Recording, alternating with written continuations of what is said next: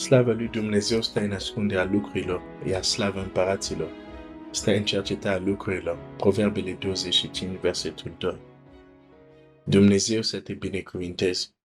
În ce condiții poți iei o armă redutabilă de care dușmanii tăi se tem? Dacă continui să vorbesc despre post, aseară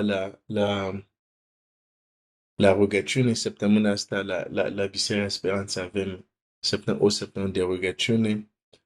A venit o soră să-mi spună că chiar în perioada asta a vorbit despre post și vine subiectul ăsta la fix și nu este singură. Și atunci, uneori, Biblia zice să înțelegem voia lui Dumnezeu bună, plăcută și desăvârșită.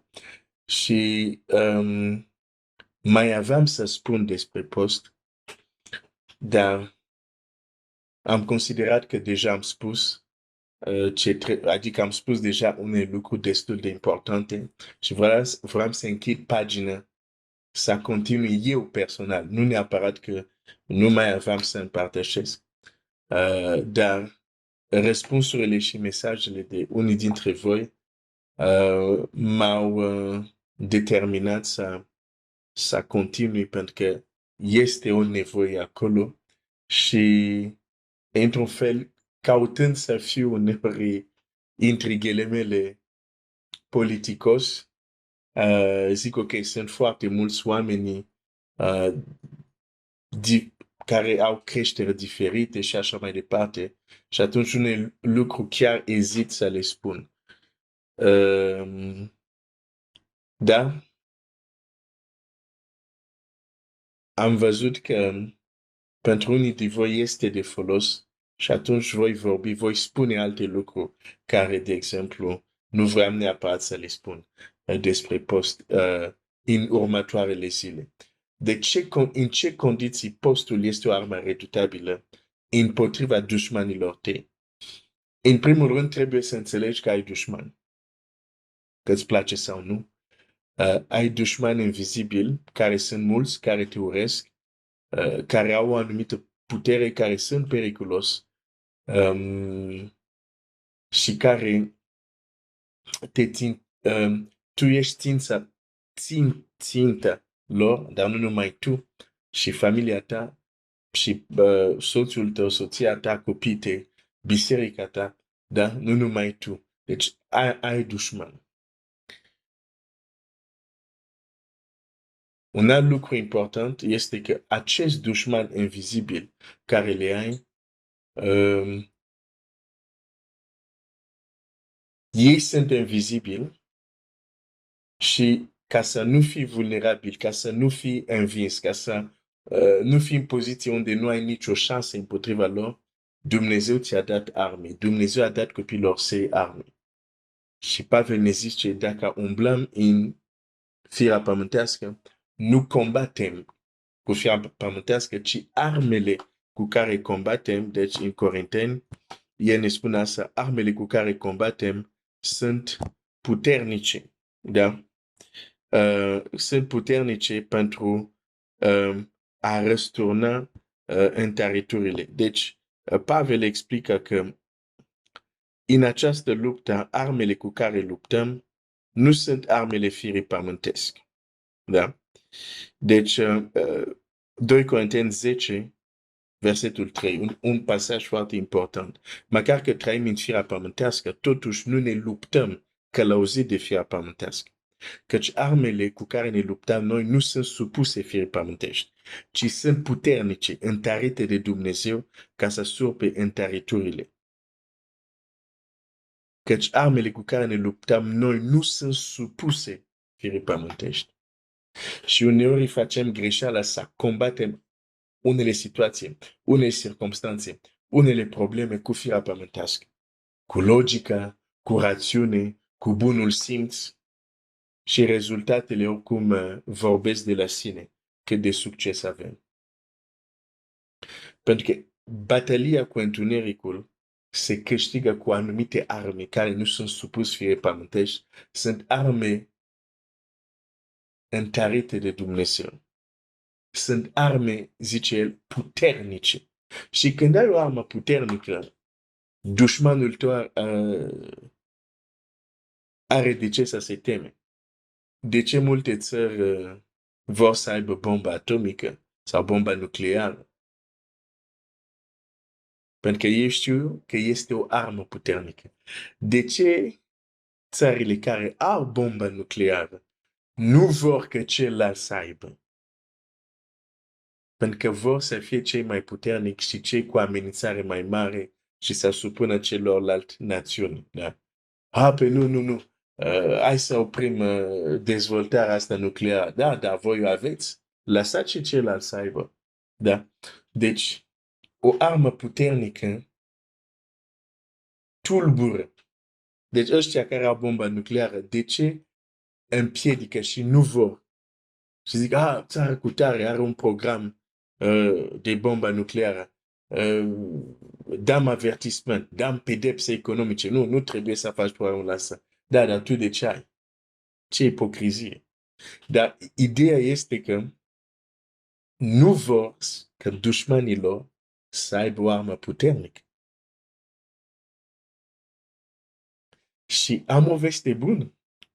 Dumnezeu ne dă niște arme puternice.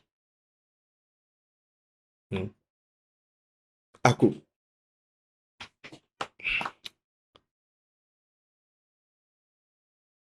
dacă avem arme puternice, dacă Dumnezeu ne dă arme puternice, da? Nu avem de luptat împotriva carne și sângelui și împotriva Efezeni 6. De aceea să luăm toată armatura lui Dumnezeu. Ne spune Efezeni 6. Okay. Dacă noi avem arme puternice,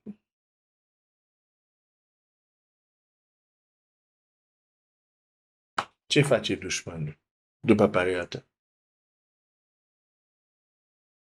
Primul scop al lui este să ne dezarmeze de armele puternice. Da? Pentru că nu este prost, știe ce pagubă acele arme pot face, să zic, în câmpul lui, da?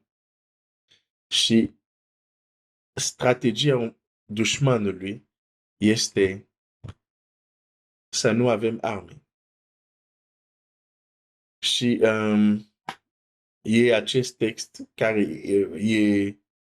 e o ilustrație foarte bună această strategie. Dușmanul te lasă în pace, dar te împiedică să ai arme puternice. 1 Samuel 13 cu 19. Am zis că o să mai zic anumite lucruri despre post, dar acum pun anumite baze, pun lucrurile într-un context. În contextul bataliei. În ce condiții postul este periculos? Este o armă puternică împotriva dușmanilor tăi. Mai întâi trebuie să pun contextul acestei batalii și strategia a inamicului să ne dezarmeze. Să nu avem arme puternice împotriva lui. Mâine o să vorbim mai mult în detaliu. Adică o să continuăm. Astăzi doar introduc puțin. 1 Samuel 13.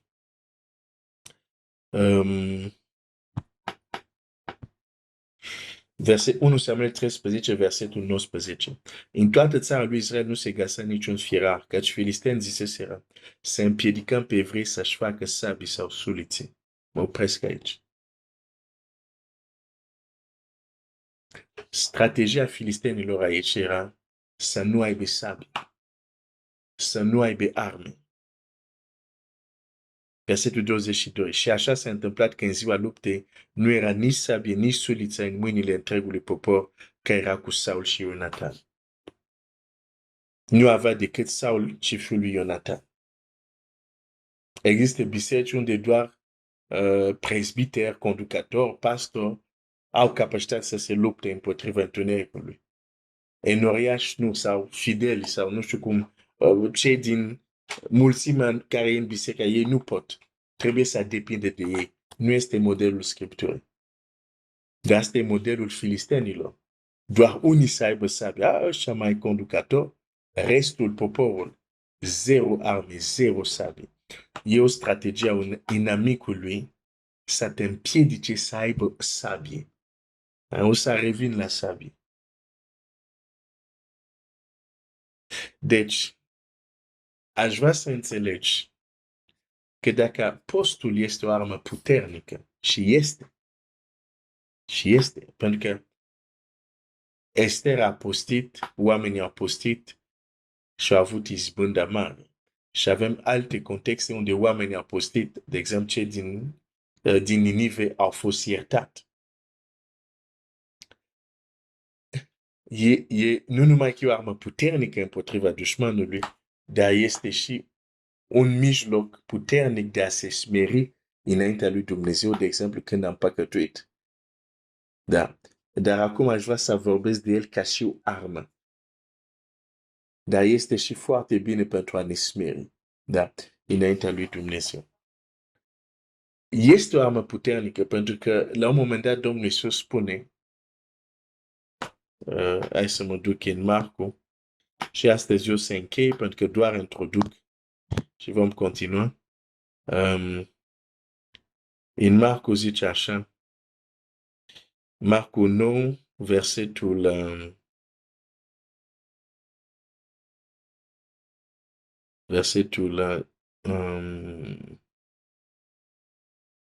29.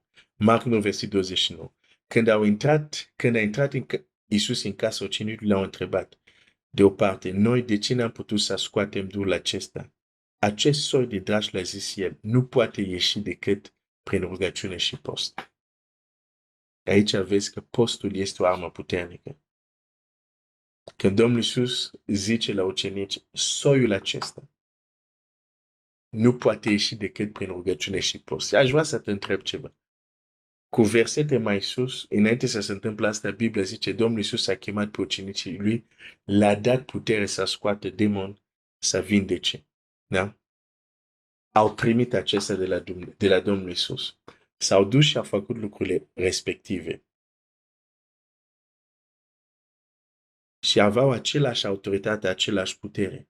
Și totuși, în fața acestui demon, n-au reușit. Te întreb, ce s-a întâmplat cu puterea care au primit de a scoate demon? Nu o să răspund acum, dar îți pun întrebare. Ce s-a întâmplat? De ce acolo nu a mers? Și de ce postul era ce era să ajute să fie eficient? Pentru că postul este o armă puternică. Dar mă opresc aici pentru azi dimineața. Ți-am zis doar introduc. Voi continua mâine. Dumnezeu să te binecuvinteze.